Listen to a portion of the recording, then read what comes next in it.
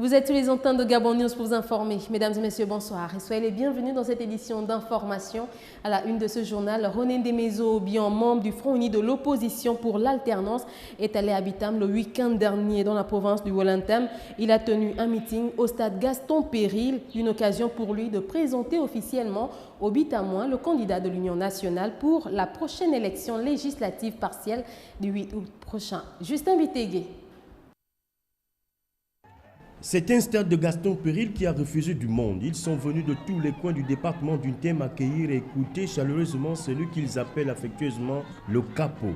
Une occasion pour René de taire tout soupçon de retour au PDG et de revenir sur les raisons de son départ et présenter à la suite ses sincères excuses au peuple bitamois pour leur avoir demandé en 2009 de voter pour Ali Bongo Ondimba, candidat du PDG. J'ai donc appris que le fait que je ne sois pas venu encore à Bitam commençait à entretenir quelques illusions auprès de ceux qui sont restés au PDG.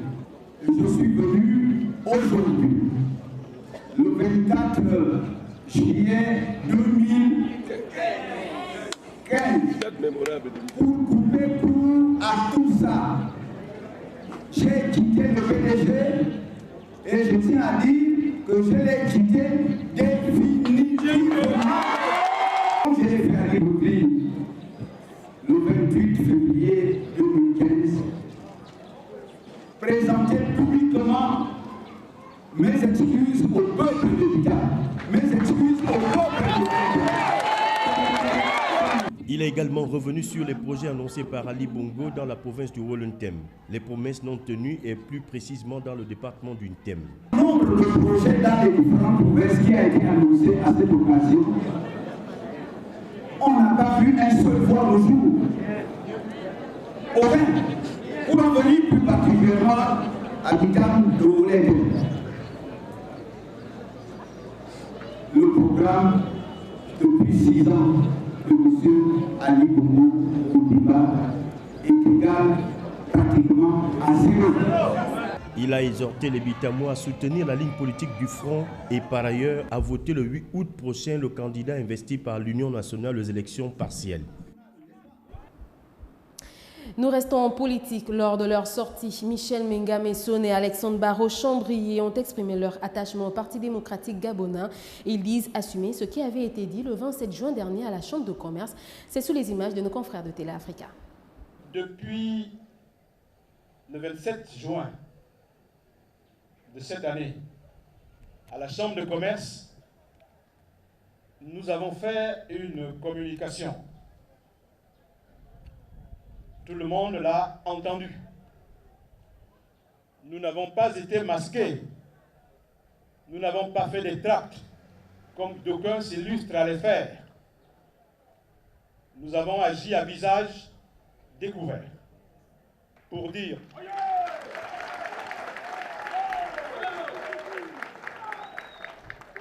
nous avons agi à visage découvert pour dire ce que nous pensons.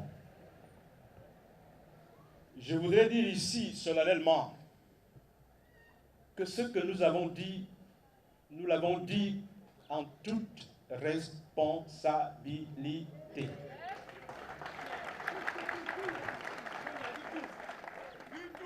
Nous l'avons dit en toute responsabilité parce que nous sommes des Gabonais et des Gabonaises.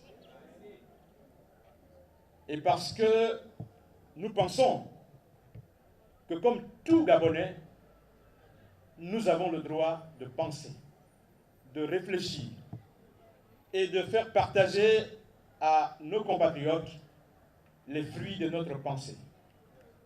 C'est ce que nous avons fait à la Chambre de commerce. Nous l'avons dit, je le répète en substance, que nous sommes des PDGistes. Est-ce qu'on peut dire mieux que ça? Qu'est-ce qu'on veut que nous disions de plus? À présent, nous parlons de toute autre chose initiée par le programme d'appui à la gouvernance sectorielle, le PAGO, dans sa composante entretien routier. Les PME gabonaises sont à nouveau en atelier de formation, un atelier qui fait suite à la préparation des offres d'appel lancées il y a quelques mois. Marvin Beryl. Les petites et moyennes entreprises gabonaises ont été à nouveau invitées ce lundi 27 juillet à assister à un deuxième atelier de formation donné par le PAGOS, programme d'appui à la gouvernance sectorielle dans sa composante entretien routier numéro 1, suite à l'appel d'offres lancé il y a quelques mois, jugé infructueux. Le terme aujourd'hui, on les appelle des petites et moyennes entreprises, mais pour nous, si on était un peu plus rigoureux, en réalité, ce sont de très petites entreprises. Alors ces très petites entreprises ont des problèmes structurels. Et l'objet du programme, c'est de les former, de les structurer. Alors malheureusement, à l'issue de la première formation et après le premier appel d'offres, nous avons constaté que le message n'était certainement pas très bien passé. Roger Bouloudi Boumbanda, coordinateur de l'unité chef de file PAGOS, a tenu à rassurer les bénéficiaires quant à cette deuxième formation. Vous n'avez, en tant que bénéficiaire, pas de raison de vous inquiéter. Simplement qu'il a été quasiment difficile pour le comité d'évaluation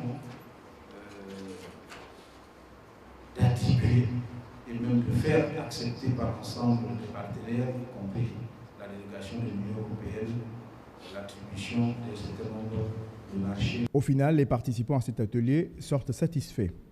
Je remercie d'abord les membres du gouvernement, l'Union européenne, de nous permettre d'assister pour la deuxième fois à cet atelier chantier-école du PAGOS, compte tenu des aléas qui se sont passés la première fois. Et vraiment, je souhaiterais que ce type d'initiative à la longue puisse continuer. Prévu pour une durée réduite, 2 semaines environ, les nouveaux ateliers s'attelleront sur la préparation des offres. Ceci s'avère primordial pour améliorer la gouvernance de l'entretien routier, pour pérenniser les investissements colossaux de l'État en matière publique. Et pour la boucle de ce journal, la Miss Gabon 2015, originaire de la Nyonga, a été présentée la semaine dernière à Tchibonga. Ils étaient nombreux, les Ninois venus honorer leur fille, leur sœur, élue Miss Gabon. Martial Tsonga et Refi Toga étaient sur place.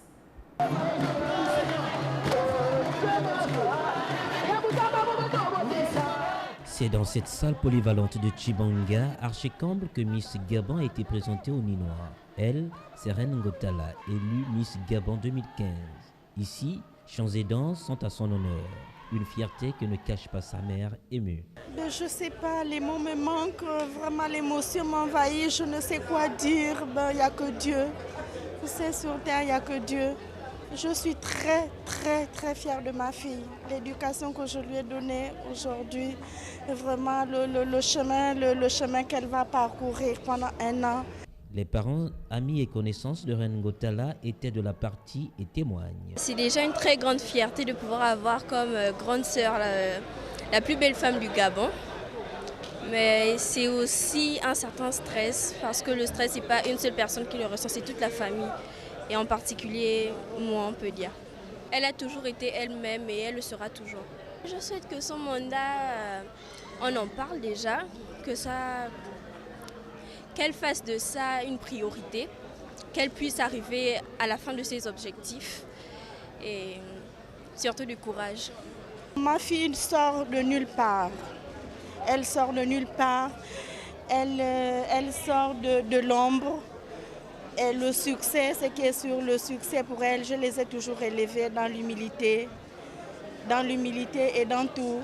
Et ce qui est sûr, c'est que son succès ne l'amènera pas au-delà. Pour Flore Obiang-Ngotala, mère de la beauté gabonaise, l'humilité, le pardon et le merci sont 3 valeurs cardinales apprises à sa progéniture. Voilà qui met un terme à cette édition d'information. Merci à vous de l'avoir suivi. L'information continue sur les www.gabonnews.com. Au revoir et à demain 20h.